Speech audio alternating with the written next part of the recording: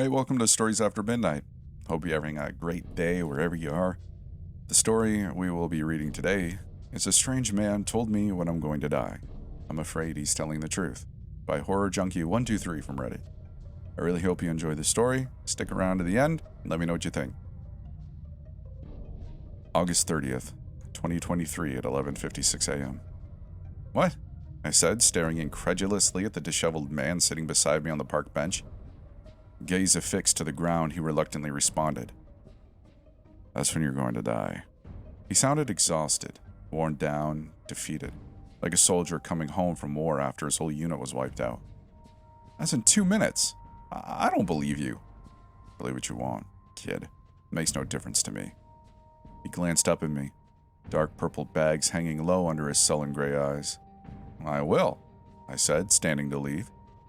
I'd taken no more than 2 steps when something massive crashed down behind me. I gasped, spinning on my heels. An enormous tree branch lay on the park bench, exactly where I'd been sitting. My eyes grew wide as dinner plates, and my heart began to palpitate wildly in my chest. He was right. You're welcome, the man said, brushing stray leaves from his suit as he stood. He turned to walk away as I grasped for words. The man's shoes clacked against the pavement as he left, snapping me from my stupor. I trotted up next to him. A million questions joggled around in my brain all at once, but one rose to the forefront of my mind. How did he know? So, thanks for saving me. Don't mention it, he said without sparing me a passing glance. How did you do that? Do what? Oh, come on, you know what I'm talking about. How did you know I was going to die? The man stopped in his tracks. Turning to face me, he locked eyes with me, sending a chill rippling through my body. Look, kid, I've had this ability ever since I was a child. It's a curse and it's ruined my life. Be glad that you don't have to bear this burden. I stared behind him, pondering his statement. I don't think it would be that bad. It might be nice to know when people are going to die so I can stop it, like what you did with me. The man paused, his eyes lighting up as he looked down at me. You would actually want this? Yeah, I don't think I'd mind, I admitted, shrugging my shoulders. Alright, kid. I'll make you a deal. I'll transfer my power to you. I get a free conscience and you gain the ability to help as you see it. But I'll only do this on one condition, he said, a smug grin tugging at the corners of his lips. I cocked an eyebrow, and there it was, the catch. What are you going to ask, for my soul or something? If that's the case, then no deal. Oh, no, nothing major like that. I just want something small, inconspicuous, barely even worth mentioning. My condition is that you can't transfer the power back to me under any circumstances. That's all. A sense of relief washed over me at his revelation. Why didn't you just say that in the first place? I'll do it, I said, motioning to shake on it. I'm glad that we were able to come to an agreement. The man grabbed my hand with a ferocity that I hadn't known possible. Every muscle and tendon exploded with pain. I tried to yank my hand from the man's grip, but he was too strong. Oh, why are you doing this? I stuttered as that awful sensation spread like wildfire to the rest of my body. It's not up to me. Think of it as a down payment for the transfer. The man's visage glowed with pure elation as I dropped to the floor, thrashing violently, desperate to free myself from the absolute torture that I was being subjected to. My whole body ached, every cell in my system screaming in agony. I remember wondering if I was going to die, and then everything went black. I awoke to something scratchy poking me in the face. I groggily leaned up, rubbing my eyes. Were you dead? A boy no older than 5 was standing over me holding a stick. A kid. Lovely. No, I was just tired, so I took a nap. Where's your mom, buddy? I asked, brushing away the rocks and dirt that clung to my arms. She's over there, he said, pointing to a woman in a lavender cardigan, sitting atop the same bench that I'd almost died on. But you're a weirdo, he continued, much to my dismay, and she doesn't let me talk to weirdos. Bye. And with that, he darted away. Normally, I'd be happy to be left alone, but as I watched the boy run, my heart plummeted into my stomach because a date suddenly flashed across my mind. December 18th, 2029. That meant the transfer had worked. but it also meant that boy only had 6 years to live. Well, this isn't going to be easy. I gradually mustered up the courage to do the right thing. I shuffled up to the woman, anxiously mulling over the words in my mind. I knew that I was going to sound insane, but what else could I do? If I had the chance to save a life, then I needed to seize the opportunity. The woman gave me the once-over as I stood, scanning me up and down like she was a TSA agent sending me through a metal detector. I know this is going to sound strange, but, I can see people's death dates. Your son's is December 18th of 2029. I just felt like I needed to say something, in case there's a way to prevent it. The woman glared at me as she stood, dramatically snatching her purse.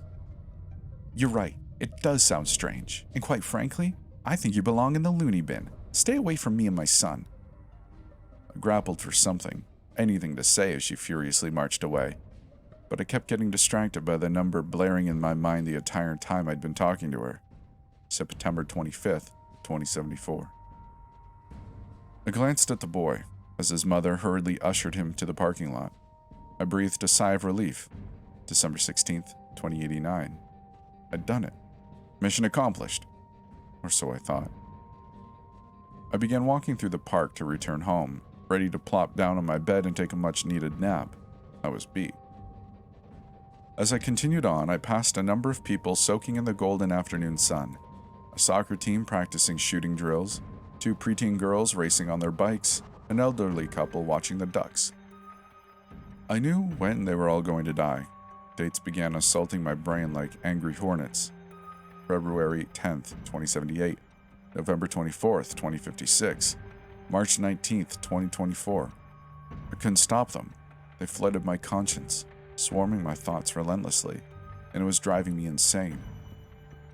I sprinted the rest of the way home, staring at the ground the entire way. I'd made a huge mistake.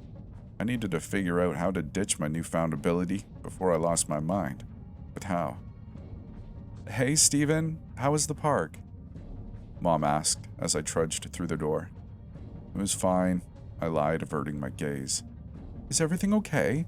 You're pale. Steven, look at me. My heart began to thud against my chest like a jackhammer. I really didn't want to, but I was going to have to face Mom. Eventually. I'd have to deal with it sooner or later. Blood pounded in my ears as I lifted my head. Time seemed to move in slow motion as I begrudgingly glanced up. I was beginning to think that it wouldn't come, but it did. August 6th, 2065. I released the breath that was caught in my throat as unbridled alleviation coursed through my veins like a drug. Mom was going to live to 81. I'm fine, Mom, I promise. I'm just tired is all. I'm going to take a nap. All right, honey, Mom said, a tinge of suspicion percolating her words.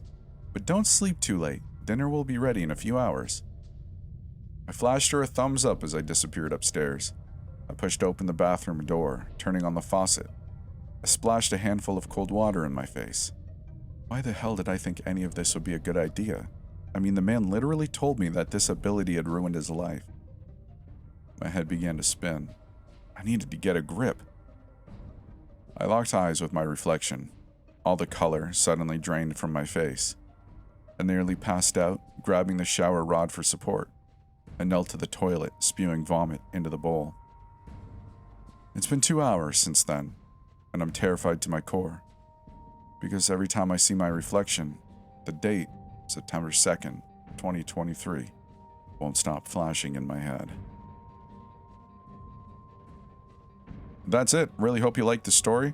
You know the drill. If you liked it, or if you didn't like it, do the appropriate things. Like the video, you can comment, maybe subscribe if you're feeling like you want to hear more of these stories and listen to my sultry voice. If you want to do more, though, there is a financial options, YouTube memberships or Patreon. I don't have much to offer other than my sincere gratitude and thanks, but I'm open to ideas if there is something like that that would give you more benefit. Like maybe a podcast every once in a while that only you get to listen to. I don't know. If you're listening anywhere else, I really hope you enjoyed it. Maybe I'll see you around on my Discord.